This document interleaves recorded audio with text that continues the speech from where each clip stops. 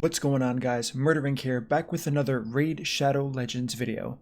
Today I want to talk about how to pick your gear when you're farming for gear, how to not overcap on the amount of gear you're keeping.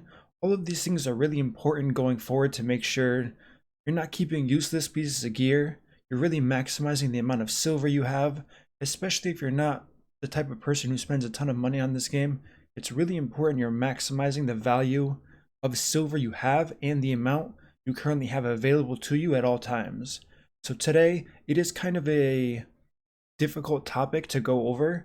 I'm going to do my best to give you the best information possible. So the first thing I want to say, which I think is probably one of the bigger mistakes that people make, is when you're rolling a piece of gear, especially if you're in the mid game and end game point, don't just save the gear for later, say this is a good piece, I could definitely use this in the future, and put it in your inventory. That is the perfect way how to get 700 out of 700 slots and start having your mailbox fill up with pieces of gear.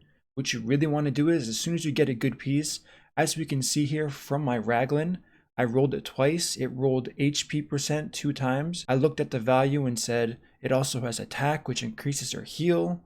So to me, this was worth it to proceed in going forward. So one thing right off the bat, biggest advice I can give you, roll every single piece, if you're considering keeping it, to +8. Depending on how picky you want to be, 1 or 2 rolls in the stat you're looking for is pretty much a indicator on whether you should keep it or sell it. Now this gets into, how do I know if 1 or 2 rolls is good enough for me? This is something that's a lot harder to do in your end game, much easier to do in your early game. Don't store up too much gear anticipating pulling amazing champion. So perfect example would be attack percentage gloves. Not a lot of use in the end game besides very few champions like a bomb champion or someone like an Abyss or a Zavia. Champions like that do really well with attack, so that would be the perfect example for someone to hold an attack percent glove for. Now with that being said, if you don't have those champions and you get a piece that rolled crit rate, speed, accuracy, crit damage, any of those in the substats, you're saying this is an awesome piece, make a mental note or even make an actual note saying I do have this piece, whether it's a broken set, part of a beneficial set, so on and so forth, and sell every piece from then on that you receive. That way you're not stacking up all of these and you say, oh, I forgot I was saving one, but I do already have this. Easiest way to lose track of gear is by saving too much gear, going back during maybe an artifact event, leveling up, saying, wow, I could have sold this the whole time.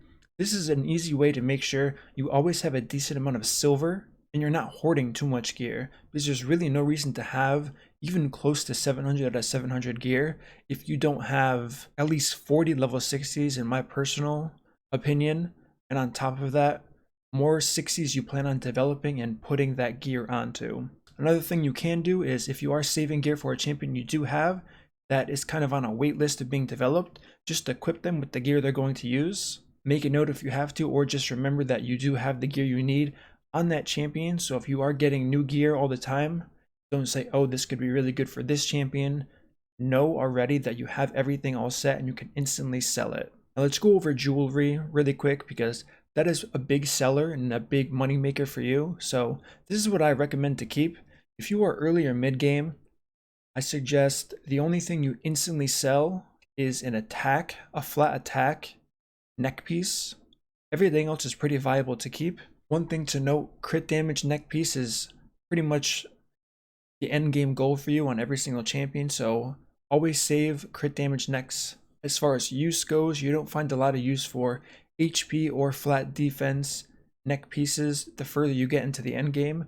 It's mostly crit damage. There are a few exceptions, and if you want to go a step further, accuracy in the substat is very sought after, so just having accuracy is good. However, if you want to go a step further and you really want to maximize your space there, roll it to at least +4 to start. If the first roll isn't in accuracy, then sell the piece and you will save a ton of space. Now the neck piece is pretty straightforward, as well as the ring. If you have a ring that's flat HP, my personal condition is it has to have HP percent. And I'm sure you noticed this, but if you have a 4-star, 5-star, 6-star, the percentages are different. It can be, I know for 6-star, anywhere between 5 and 7% in the flat stat. For me to have a ring and to keep the ring, I will need to have, like Raglan for example, has to roll at least 2 times or 3 times in the stat that matches the main stat of the ring. Other percentages is an added bonus. Since I am extremely endgame, it is also a requirement for me to keep a gear that not only does it double roll in the stat I need that matches the main stat, it also has the other percent stats with it. Going down the line, unless you don't have a ton of rings at your disposal, I highly recommend matching the main stat to the substat percentage wise, then getting those rolls into the substat you're looking for like I did. And if you can't do that out of an 8 roll, just sell the piece and get rid of it. Moving on to the banner is a bit more difficult. A lot of people do need accuracy banners from early to mid, sometimes even to the beginning points in the end game. So accuracy banners are highly sought after. Pretty much any accuracy banner with speed is going to be kept by you. Once you have the ability to get more picky in what you should be keeping, the same thing applies to the ring as it does to the banner. If you have a health banner, any banner with health percentage is worth keeping. Obviously, health percentage and speed would be a home run. Make sure you roll it to 8, like I mentioned before. If you have a health banner and you roll attack, it's up to you. Personally, I would get rid of that instantly. Same thing applies with defense. Any defense banner that has defense percent on it, I'm going to keep it. Even if I don't plan on rolling it, I'll roll it during an artifact event and I'll make my decision from there. So that's just to quickly walk you through what I would do as far as jewelry goes, what I would keep and what I wouldn't keep. Hopefully that knowledge I just gave you there is going to let you keep a lot more silver and let you keep the jewelry part of your accessories a lot cleaner. Moving on to gloves specifically, crit rate gloves are fantastic from early game all the way to end game. As far as substats goes, pretty much I'm looking for speed, accuracy on every single substat. So that's always a condition to keep. As I mentioned before, always roll it to +8 if you're really trying to decide whether or not you want to keep this gear in the future. The amount of silver you spend, granted there is some RNG to it with it being +8, is very minimal. You will either still gain a slight amount of silver or lose very little bit of silver when rolling this, and more importantly, you'll save more space. You want to be extremely safe and always make silver regardless. You can roll it to +4. If your first roll does not land in a substat that you really want, feel free to sell it and you will always make a profit from that piece of gear.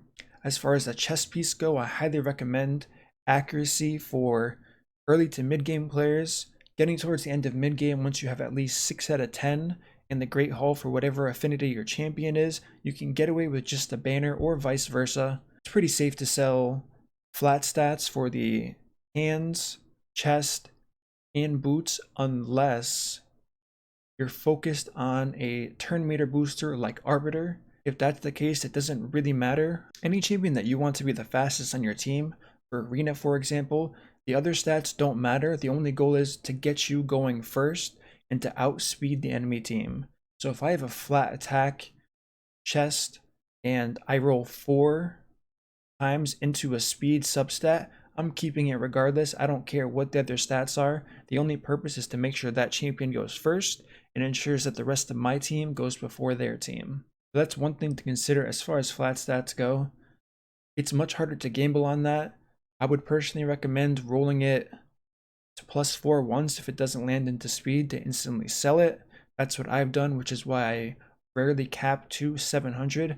As we can see here, I am at 650. I haven't gone through my gear in quite some time since I've been pretty busy, but usually I keep it between 400 to 500, and if you've watched my channel before, you know I am pretty endgame and I do farm pretty often.